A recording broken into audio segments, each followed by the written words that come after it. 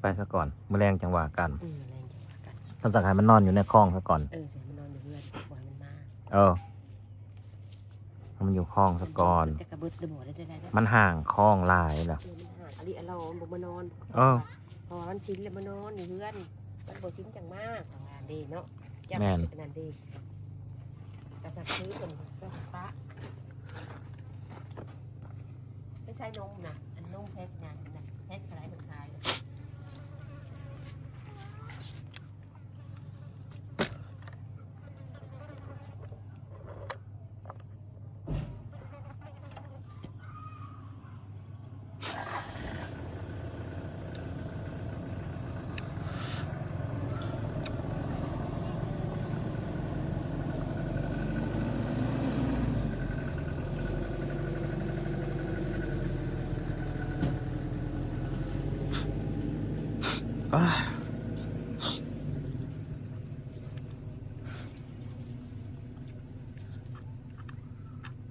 ล่าสุดพอแม่บักหลังมาเอาเมื่อแล้วพี่น้อง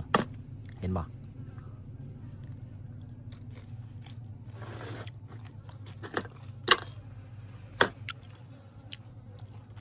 ว่าไงคนดูคลิปคนที่ขีดแทนบักหลังนะไพ่นี่สิไปสายคนที่คิดแทนบักหลังอะไร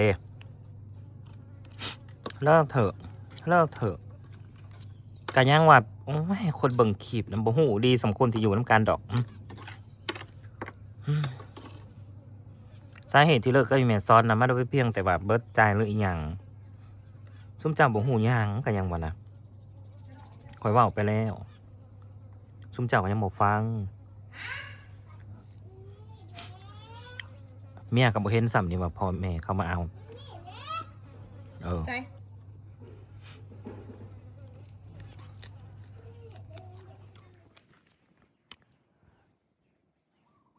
ปู่กับย่าผัวเมื่อส่วนเมียเมื่อคืนไปปาร์ตี้จนตี2จะได้กลับมาโทรขึ้นไปบอกว่านอนหลับ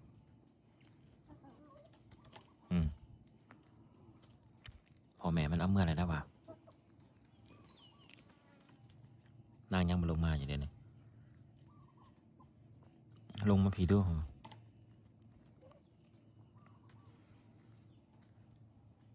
เป็นอย่างไรล่ะพี่น้องหลายคนที่คิดแทนเบื้องหลังนะหูหรือบ่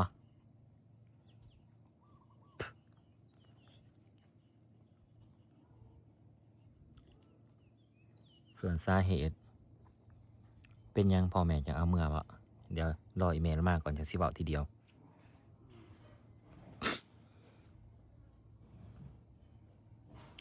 แมนหัวอีเมลบอกว่าแวบๆมันโบแมน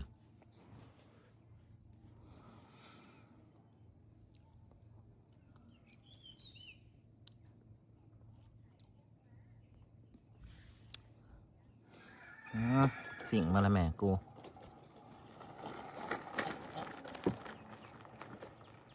อีแม่ว่าท่านส่วงบ่สบายดีพี่น้องไปงานบุญคืนเนี่ยนอนหลับได้หลับดี กระปกติของอีแม่แล้วพี่น้องไปกับลูกสาวจนตีส่วนกันอยู่ค่ะเมื่อวีแล้วไปแม่แสดงว่าอีแม่ยังง่วยแสดงว่าอีแม่มั่วตังค้างง่วยอยู่แม่นั่งอยู่เพื่อนแม่ขึ้นมาแต่สวนอะไรแม่พวกเราจะนั่งข้าแปะกินนั่งมันนั่งในนอกแบบสวนกันอยู่แนมเพนอยู่นั่งแล้วมันแนมขึ้นมาหาเจ้าอยู่ว้าวมันก็นั่งกุ๊บมันโทรศัพท์บ่ได้เล่นโทรศัพท์ตักใส่หมวกเสือหมวกใส่พวกนี้นี่แหละมันจะมีอัดแข็งอะไรอย่างนั้นมันทางนั่งอิงพารถทางเรือกระบินเนี่ยมันเป็นอะไรนั่นแหละน้องพี่น้องเนาะน้องแม่เนาะเอาหูกันแค่2 คนแม่ลูก FC เนี่ยก็มาขีดแทนมันต่างๆนานาสารพัด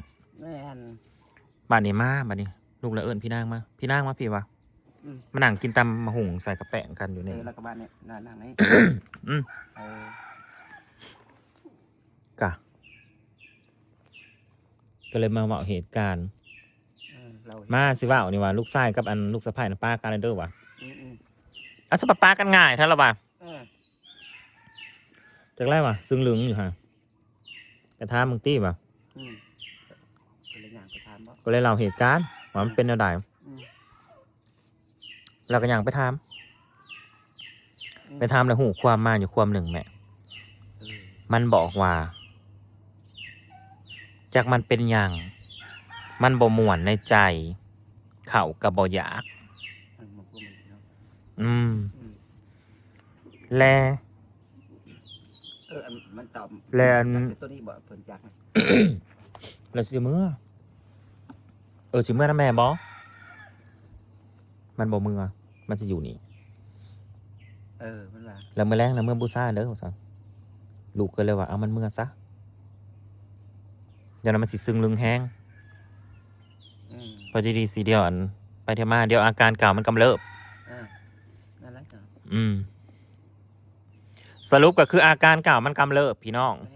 แม่ก็ยังสังเกตนะ เออ แม่สิบ่สังเกต นั่นแหละ เรื่องสีสันเพิ่งขันไปกู แล้วมันแหละเราเลยถามว่าป้ากันกับใหญ่ซ้อนบอกป้ามันบอกบ่เอาแล้วมันบอก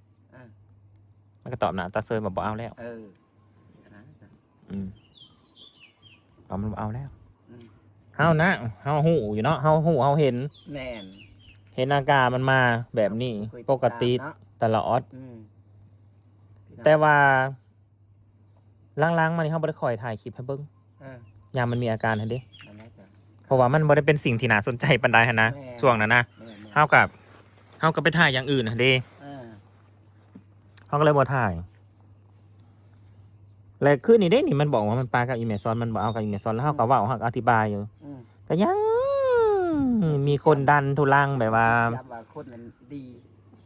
ถ้าคนดีมันบอกปลาดอกมันก็บอกมันก็จะว่าถามเท่ามันจะตอบว่าแพง อืม อันมันเชือดเขาเชือดออกมาแม่นแล้วว่าโอ้ยแม่ว่าการ อืม ย่านอย่าง นั่นแหละก็มาหาเรื่องว่าอีแม่นี่เฒ่าพ่อตายจังซั่นจังสิยังมาลงตัวเอง อีแม่แย่งแหวนหน่อยได้แม่เขาบอก เอาขึ้นมาแม่ ถึงได้ที่แยกอยู่บนกับพี่น้อง อืม ถ้าบอกเป็นงานนะบอกเป็นดอกพี่น้องก็กระติดตามอยู่กับลูกกับผัวนะ แย่งแหวนมึงด้วยแม่ สวย ก็คืองาม สวย อ่าน งามนะคะ นั่น น่ะเหรอ แย่งบาทแล้วก็ยังงามบาทนั่นเนาะแม่ แยกมันก็สวยค่ะ อืม บอากลับมาว่ากับลูกอยูสาวเนี่ยนะว่า ตอนหล่อชวนมักจะเรียนในเบิ่งอาการอะไรอย่างจำขัน เฮาหูกันอยู่ อืม กระสันเฮากับแบบเฮาสั่นเฮากับอยากหายมันแหละเฮาก็ไล่มันหนีไปเลยแหละ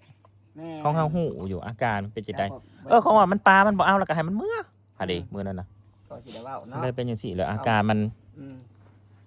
บาดนี้อ้ายแล้วย่างไปนี่พอมันน่ะ อ่า ย่างไปถามไปบอกมันให้มันเมื่อไหวผ่ามันเมื่อแรงมันจะสิเมื่อวะลูกเลยว่าเดี๋ยวมันสิแห้งกว่านี้เดี๋ยวมันสิหนักกว่านี้ เอาเมื่อซะพี่นางเอ้ยเอาเมื่อตอนนี้โลด มันก็บอกว่ามันเป็นแห้งอะไร คันมันอยากมาจากให้มันโทรมาหาจิโน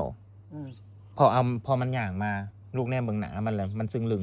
สิ่งลืมเนี่ยว่ะ ลูกก็เลยว่าพี่นางบ่ต้องให้มันมาเด้อว่ะเอามันนอนอยู่ซะก่อน ทางอาการสิก่อนเนาะ ให้มันนอนอยู่เพื่อนซะก่อน ยังปิ่นยังดอกถ้าไม่ก็ได้ อ่า ซุมเฮาก็เฮ็ดหน้าที่ของซุมเฮาไปเฮาก็หูอยู่เด้ว่าอาการมันเป็นจังได๋ ปิ่นบริยานลืม เชื่อ เดี๋ยวเราไปคนเป็นอาการคนเป็นจะสิกัน เชื่อ เรียกเพียงปิ่นพยานลืม เชื่อ แทนพี่น้อง น้อมาไล่ไก่ให้แน่ ถ้าเพิ่นสิว่าบ่จักอาการ อ้วนจับเอาเลยลูกมันตาบอดเร็ว อาการผูนี่ได้ ๆอืม เฉพาะจังจ่อยเนาะมันตาบอดหากิ นั่นแล้วจับมันซะลูกเอ้ยแล้วพากันจับเอาให้มันได้เอ้ยจับเอาให้มันได้เอ้ย สำนักของคุณจักแน่ มันตาบอด กับกินได้แล้วก็สิเว่าครับค่อยเว่าหลอนรอเซบานลาย อืม ว่าจับแต่แม่นจับไปกินนั่นแหละเพิ่นว่าไปโลกจับไปกิน ลูกก็เลยเนี่ยหูมา เห็นบอกนะมันคายออกมาเลย อืม มันคายออกมา แล้วมือนี้ลูกกันว่าวกับมัน เอาอยู่บ่เหมือนกัน ลูกว่าวแล้วลูกว่าวเบิดทุกสิ่งทุกอย่างว่าวให้มันอันนั้นนะ เออบ างคนก็ยังมาหาว่ากูจี้มันจังสั่นจังซี่โอ้ยจะ เดี๋ เป็ ยวน ไหล ซ่า เพียงปิ่น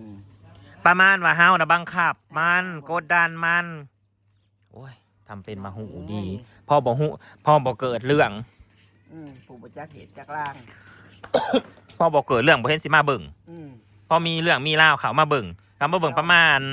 ตั้ง ขีดแทนมันมาหาเรื่องเจ้าบาทนี้ว่าเฮานี่กดดอกกดดันมันเหตุตะมันบังคับมัน อ่า แล้วยังบ่ได้หูว่ามันมีอาการกำเริบ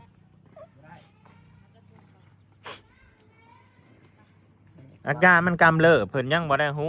คันบ่หูแล้วจะสุคอมเมนต์ไปโทที่ก็ยังว่านะคนที่หูที่สุดนั่นคือคนที่ดูแลหนะนั่น เอาเลยแม่ไก่อยู่ กระป้องอันนั้นแหม่โอ้ยไก่ตาเดียวกับสิบ่ได้ อืม ป้องมันปลายอ้วน 2 คนก็สิบ่ได้ ลาดหน้าไว้ โอ้ยของบ่แล่นมันได้เป็นทันมันก็บ่แล่นทันน่ะนะ นั่นแหละแต่ก็สร้างนกไผ่เขาใจแล้วก็เขาใจก็ขอบคุณผู้ได้บ่เขาใจกัน พอยาก ให้มึงง้มมืดอยู่หั่นแหล้วผู้ได้บ่เขาใจก็ได้ มึงอย่างงมว่าวกายมึงว่ามึงบ่เมื่อยข้างกับไต อืม กูผู้ดูแลนี่กูจักอยู่ กูว่ากู เออ กูก็จะว่ากับลูกชายซะนี่ครับ อืม นี่นะ แต่สร้างได้ลูกนะ จะสำคัญไปปัวได้ได้เนี่ย ลาวบอกว่าลาวถามมันบ่เป็นจังนั้นลาวสิเอาไปหาผอหมออีกบอนที่รักษาตัว อืม อืมเอาไปว่ะ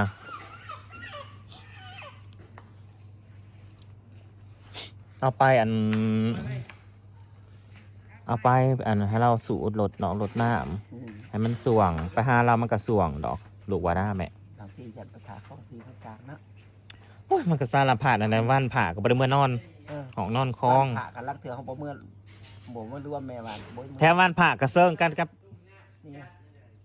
นั่นแหละ โอ้ยเนี่ยไปเที่ยว กะบอแล้วบอกบอยแม่เคี้ยวได้ผัวได้แล้ว อืมน้ำกัน เอาสิรับกันได้ไหมครับ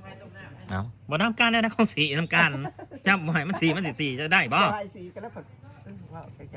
โอ้ย แม่ที่ตามอยู่กับว่าอาการผัว มันสีดำบ่มันสีดำนะโอ้ไป อ้าวอย่ามาอีก เออ บอกว่าจะไปถวายได้หิวเออ ฮันแหละหู้ละตีอาการเก่ามันกำเริบ อืม มันกำลังสิเป็นบ้าอันนั้นเอาตรงๆเข้าใจแล้ว มันพมเริ่มขึ้นเนาะ เออ มันกำลังจะเป็นบ้า พวกกำลัง กูละเมื่อยว้าวเด็กละเบิ่งอธิบายแต่พุ่นก็ว้าวกันเลยเด้เมื่อวานนี่อีแม่หันพามันขึ้นไปอาบน้ำแม่นบ่ เออ มันก็ไปสาดประตู พระเจ้าประตูจะมากอกช่องกอกในบาสโอ้ย คันมันปกติมันสิเอากระปั้นไปสาดประตูเห็นหยัง ครับกับมันตัวหนึ่งในบริษัท บ่เล่าบ่ต้องเว้าถ้าเล่านอกคลิป ในดูเลือกในมันเชื่อ ทางแข้งกว่านั้นบ่ เออ เออ เชื่อทาง เอออะไรจะว่าเอาหูกันแค่สองคนแม่ลูก แม่นเอาจากอาการพัวมาเบิ่งครับแบบ บักโนบักอ้วนอยู่น้ำกันก็โอ้บ่มีใครหูดอกมีแต่เฮากับอีแม่นี่แหละหู แม่น เป็นหยังจังว่าเฮาหูเพราะว่าไม่ทุกคนที่มาอยู่ในนี่นะบ่แม่นว่าเฮาบ่เบิ่งมันมีอาการแนวใดเป็นจังใดเฮาเบิ่งเฮาหูเบิด แม่น ไผเป็นจังใด เห็นว่าเถาจะสิเถากับเถาพิจารณาอยู่ได้พี่น้องเอ้ย อืม โบรมสมบูรณ์กันพัวว่าจะได้กันจ้าเบิด นั่นแหละเฮากับพังเบิ่งนี่นะก็ยังบอกแล้วว่ามันกำลังมีอาการที่มันปากับอีแม่มันบอกเลิกอีแม่มันเศร้าหักอีแม่นั่น อืม มันบ่ได้เพียงแต่ว่ามันเบิดใจแต่มันมีมากกว่าหัน อืมครับมัน ก็เว้าไปแล้วก็ยังบอกเข้าใจจักสิให้กูว่าภาษาอีสังยัง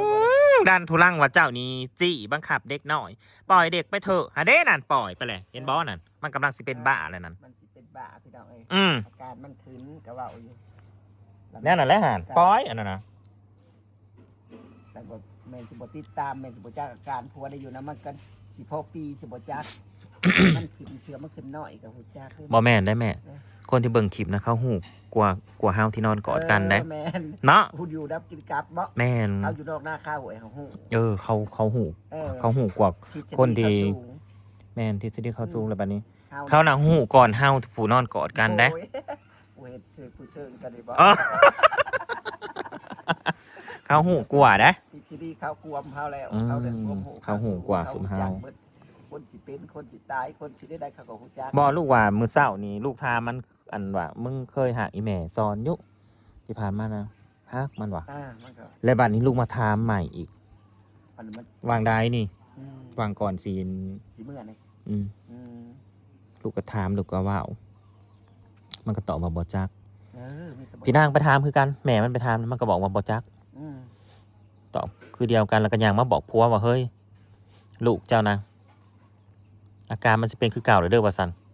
นั่นน่ะเนี่ยแล้วมันสิละทีละ เมื่อก็ได้อ้าวว่าสันก็เลยพากันเมื่อครับ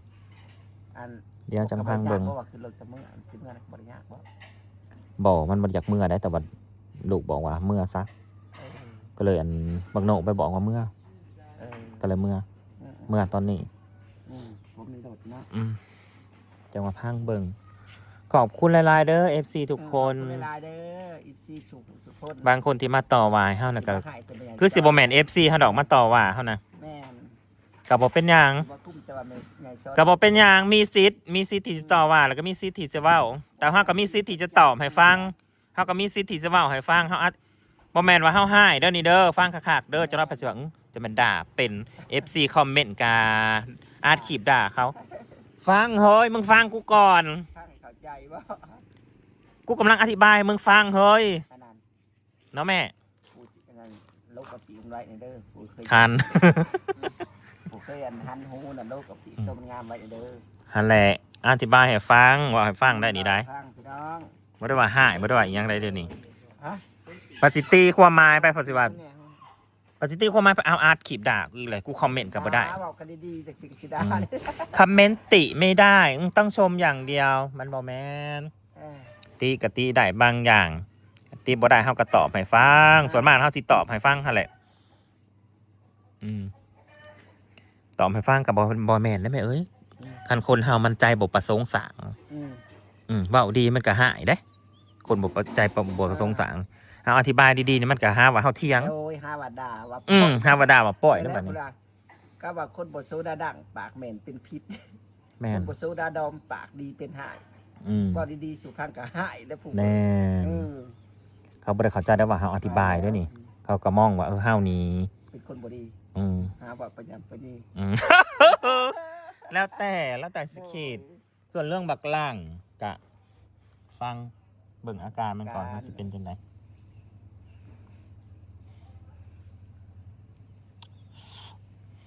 พี่นางถามว่าบ่แม่นมันไปอาร์ตมาบ่วะอาการมาจากซึ่งลึงน่ะมันไปได้จังได้ไปอาร์ตมันมีเงินบ่วะมีเอาเงินมัน1,000 กว่าบาทวะมื้อนั้นเด้ เมื่อนั้นบ่มั่นใจ อันแรกพี่น้องสำนี้เด้อพี่น้องขอบคุณหลายๆทุกคนดี ขอบณหลายๆเด้อผู้ติดตาม ติดตามแล้วก็ขอบคุณหลายๆที่เบิ่งจบคลิปเด้อพี่น้อง บ่ได้ป้าได้ปล่อยติดตามขู่ส่องขู่เถื่อขู่ที่กาคออยู่ดีมีแห้ง อยู่ดีมีแห้งพี่น้องแล้วก็โปรดเข้าใจด้วย แม่นเข้าใจก็มีใหญ่ซ้อนว่าเอาแน่ อืม มีใหญ่ซ้อนเนี่ยติดตามว่าโอ้ยว่าเป็นลูกเจ้า ว่าป้าเพราะว่าน่ะอีแม่เราบ่ได้รู้สึกว่าเสียใจนะฮะเพราะว่า แล้ว ลูกก็ยังบ่ได้รู้สึกแบบสิมาเศร้าหรือว่าอีหยัง สิว่า ของเฮาเห็นอยู่ เสียใจหายลูกหายผัวปลากับมาเบิ่งอาการผัวน่ะมันบ่ปกติ มันบ่ปกติ ไปหายเลยครับไปหายกับไม่ใหญ่ซ้อนก็เป็นบ้า เป็นบ้าน้ำมันอีกแล้วเนาะ แม่น แม่ใหญ่ซ้อนอันแรกก็สิบ้ากว่ามันอีก กับลูกผัวว่าป้าก็ยังบ่ได้ตกมุกตกใจ ป้าน่ะมันกับมันก็นี่อีกกรณีนึง แม่น แม่นบ่ อาการผัวก็เว้าอยู่นำลูกซั่นแม่ โอ้สำนี้แหละพี่น้องว้าวลายมันก็ยาว หลายเนาะ อืม